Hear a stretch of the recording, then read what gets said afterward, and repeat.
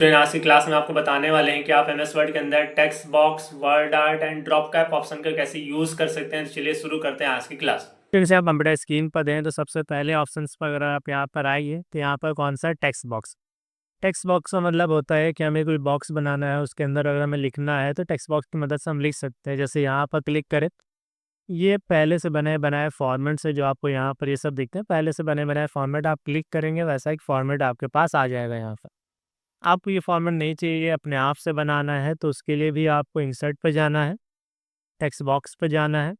नीचे एक ऑप्शन आपको यहाँ पर मिलेगा ड्रॉ टेक्स्ट बॉक्स, जो नाम आपको यहाँ पर दिखा दे रहा है ड्रॉ टेक्स्ट बॉक्स, आप में भी इसी नाम से दिखेगा। यहाँ पर क्लिक करना है और जहाँ पर भी ऊपर नीचे आपको क्लिक करना है वहाँ पर ऐसे में ड्रैग कर देना है। ये ड्रैग करने के बाद जिस फॉन्ट साइज में आपको यहाँ पर लिखना है फॉन्ट साइज यहाँ सेलेक्ट कर लें। जैसे यहाँ पर लिखना है हमें हमें वर्ड फोल्ड पोस्ट 25, स्पेस वगैरह देना है तो स्पेस दे दे। और जैसे ही आप इसको भी यहाँ पर ड्रॉ करेंगे तो आप देंगे ऊपर एक नया टैब, आपको फॉर्मेट का टैब मिल जाता है। यहाँ से जाकर जैसा कलर आपको देना है, बैकग्राउंड का कलर आप यहाँ सेलेक्ट कर सकते हैं। फॉन्ट के लिए ऐसी फॉर्मेटिंग आपको अप्लाई करना है तो फॉन्ट कलर आप दे सकते हैं। उसको बोल्ड करना है तो कंट्रोल बी बटन प्रेस करिएगा, बी से वह वाला, तो कंट्रोल बी प्रेस करेंगे यहाँ पर बोल्ड हो जाएगा। आपको अलग अलग स्टाइल्स अप्लाई करना है तो अलग अलग स्टाइल्स अप्लाई कर सकते हैं, जैसा सही लगे आपको ये यहाँ से अप्लाई कर दो। आउटलाइन देना है तो टेक्स्ट आउटलाइंस दे सकते हैं, इफेक्ट्स देना है तो इफेक्ट्स भी दे सकते हैं। टेक्स्ट में अलग अलग इफेक्ट्स आपको देना है, जैसे भी इफेक्ट्स देना चाहें, शैडो इफेक्ट्स, इस तरह में इफेक्ट्स वगैरह भी आप दे सकते हैं।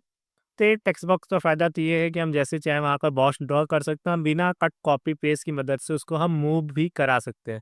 मतलब इसको मूव कराने के लिए हमें कट कॉपी पेस्ट की ज़रूरत भी नहीं पड़ती, और रैप टेक्स्ट जैसे इमेज पे लगाते हैं वैसे बिहाइंड टेक्स्ट करके हम इसको आगे पीछे जहाँ भी ऊपर टॉप पे ले जाना चाहें ऐसे रख भी सकते हैं, अपने अकॉर्डिंग एडजस्ट करना चाहें तो एडजस्ट भी कर सकते हैं। तो इतना तो आपको टेक्स्ट बॉक्स समझ में आ गया होगा। इसके बाद मान लीजिए कोई पैराग्राफ हमारे पास पहले से लिखा है, हमें उसको टेक्स्ट बॉक्स में कन्वर्ट करना है। ये तो था कि हमने टेक्स्ट बॉक्स बना लिया। अब मान लीजिए हमारे पास कोई टेक्स्ट बॉक्स नहीं बना है, हमें जो पैराग्राफ लिखा है उस पैराग्राफ को ही टेक्स्ट बॉक्स में कन्वर्ट करना है।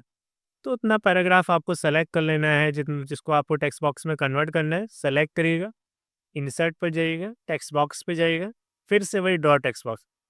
जैसे ही ड्रॉ टेक्स्ट बॉक्स आप क्लिक करेंगे तो आप देंगे यहाँ पर आ गया। अभी हमारा ये टेक्स्ट ऊपर की तरफ नहीं आता है तो फॉर्मेट पे जाकर in front of a text लगा देंगे तब भी यहाँ पर आ जाएगा, या आप बिहाइंड लगा देंगे तब भी यहाँ पर आ जाएगा। तो जो भी आपको सही लगे दोनों में से यहाँ पर लगा दीजिएगा।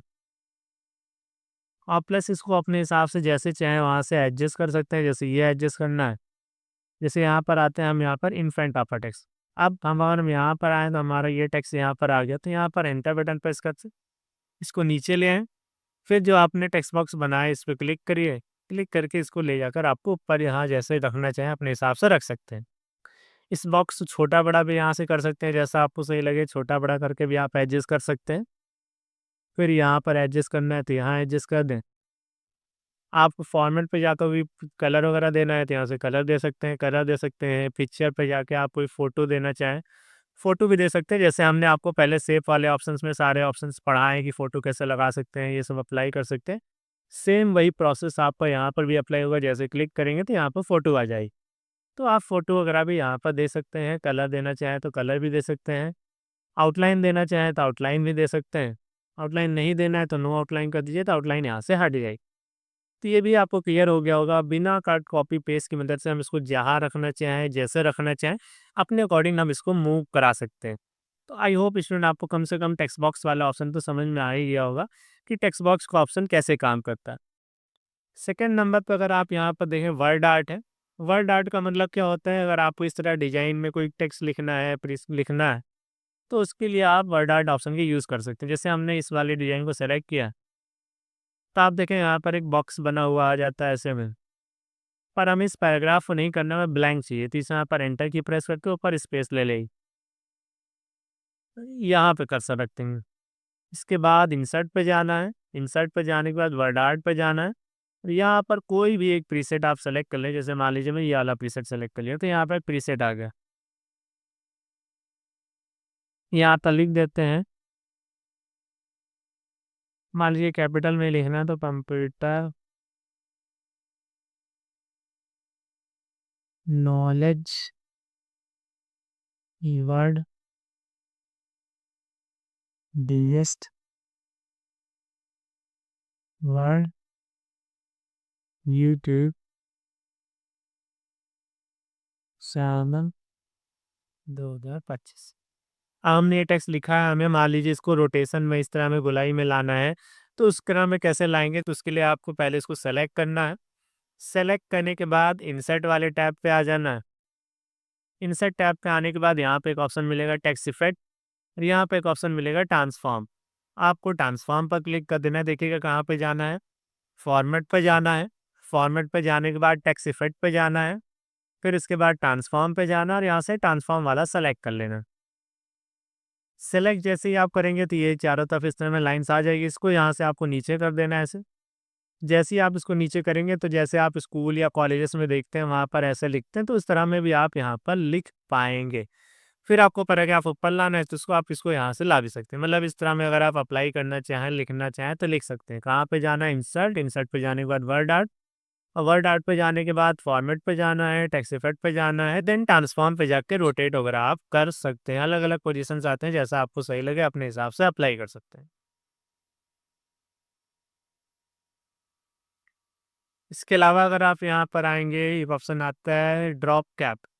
ड्रॉप कैप का मतलब क्या होता है? वर्ड का पहला लेटर अगर आपको बड़े में दिखाना है, जैसे यहाँ पर आप देख ही रहे हैं कि इन्होंने ए आपको बड़े में दिखाया है, बाकी में आप देखें ऐसे लाइंस बने आ रहे हैं। मतलब इसी तरह में आपको पहला लेटर अगर बड़े में दिखाना है तो ड्रॉप कैप ऑप्शन का यूज कर सकते हैं। तो आपने कर्सर कहाँ पर रखा है? वी के बाद, यहाँ वी से पहले, वी के पहले कर्सर रखा है यहाँ पर। यहाँ पर आ जाएंगे ड्रॉप कैप वाले ऑप्शन पर। यहाँ पर जैसे ही आप ड्रॉप पर क्लिक करेंगे तो 3 लाइनों को कवर करना स्टार्ट कर देता है। आपने कहा नहीं हमें और ज़्यादा लाइनों को कवर करना है, तो यहाँ ड्रॉप कैप ऑप्शन आता है और यहाँ पर जाता है मैक्सिमम आप 10 लाइनों तक ड्रॉप कर सकते हैं। मतलब 10 लाइनें अगर आपको ड्रॉप करना है तो इस तरह में 10 लाइनें ड्रॉप करके ओके करेंगे तो 10 लाइनों तक वी ड्रॉप हो जाएगा। इसके बाद भी आता है कि आपको मार्जिन के अंदर लाना है कि मार्जिन के बाहर लाना है, तो हमने कहा इन मार्जिन लाना है, तो मार्जिन के अंदर लाना है तो यहाँ से ऐड है। मतलब ये एरिया हमारा इतना एरिया मार्जिन का है, क्योंकि यहाँ पर टेक्स्ट हमारा बैक स्पेस होकर नहीं आता है, तो हमारा मार्जिन के अंदर आएगा। अगर हम पैसे अप्लाई करेंगे तो मार्जिन के बाहर, मतलब मार्जिन का एरिया छोड़ के आता है। जैसे जब आप यहाँ पे जाते हैं और यहाँ पर ड्रॉप यूज़ करते हैं तो मार्जिन के अंदर, देखिए यहाँ पर मार्जिन के अंदर आ रहा। बल्कि यही ड्रॉप अगर हम वहाँ पर यूज़ करते थे मार्जिन के बाहर, तो मार्जिन के बाहर वहाँ पर आएगा। तो अंदर बाहर जैसा भी आपको सही लगे वैसा आप यहाँ पर ड्रॉप कैप ऑप्शन अप्लाई कर सकते हैं। काम आपको समझ में आ गया कि पहला लेटर इस तरह बड़े में दिखाता है, यही काम ड्रॉप कैप ऑप्शन का यूज होता है। आई होप स्टूडेंट आपको आज की क्लास, आज का वीडियो अच्छा लगा होगा। अगर आप हमारा आज का वीडियो अच्छा लगा हो तो हमारे वीडियो को लाइक करना और इसी तरह इंटरेस्टिंग वीडियोस के लिए हमारे चैनल कंप्यूटर नॉलेज वर्ल्ड को सब्सक्राइब करना ना भूलिएगा। Thanks for watching.